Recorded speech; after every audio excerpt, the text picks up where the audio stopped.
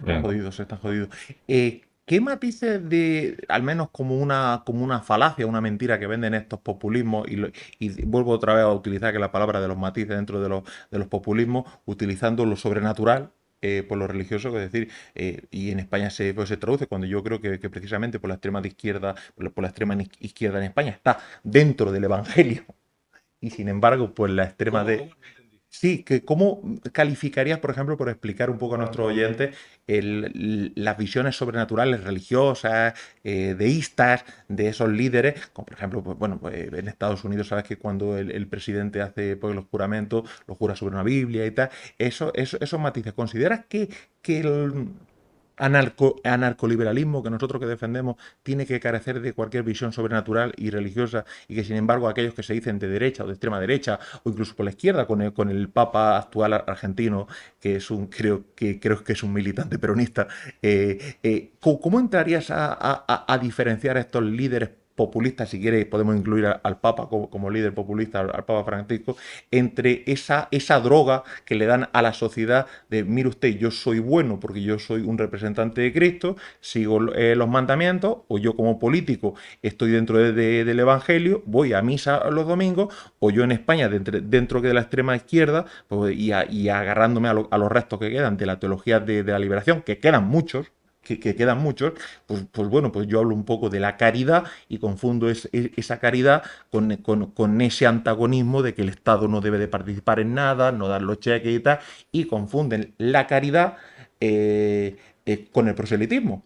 Bueno, Caridad, proselitismo. aquí tenemos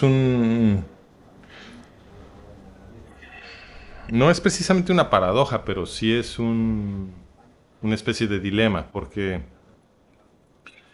el, el, la libertad no es compatible, obviamente, con la institucionalización de ninguna religión, obviamente.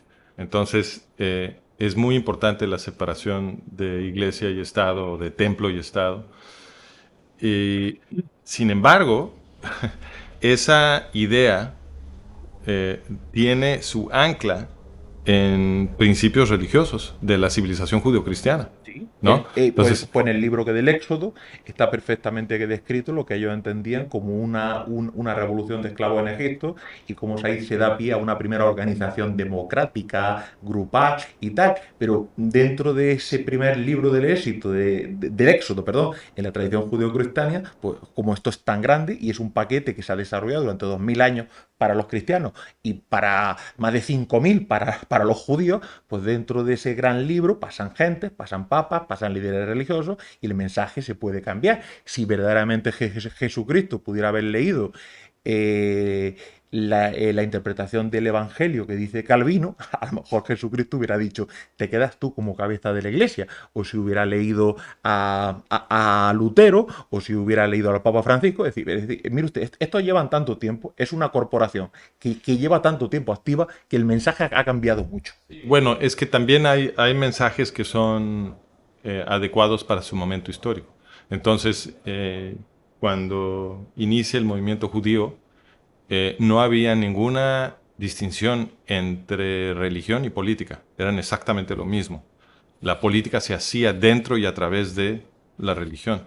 Entonces los sistemas paganos tenían sus templos con sus dioses a los cuales había que hacerles sacrificios para propiciarlos y apaciguarlos.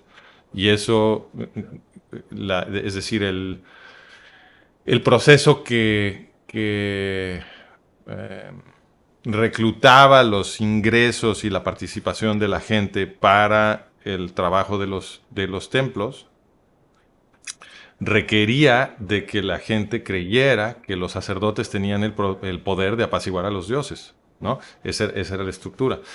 Entonces eso generaba un poder político.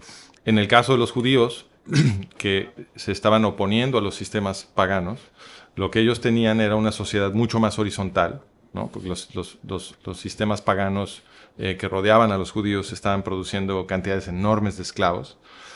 Y en el sistema judío se protege a la gente común de ese tipo de opresiones, en parte separando los poderes. Entonces, en la religión judía, el, los sacerdotes del templo no pueden ser dueños de tierra para evitar que se combine el poder religioso con el poder económico. Y el rey no puede ser sacerdote para evitar que se combine el poder político con el poder religioso.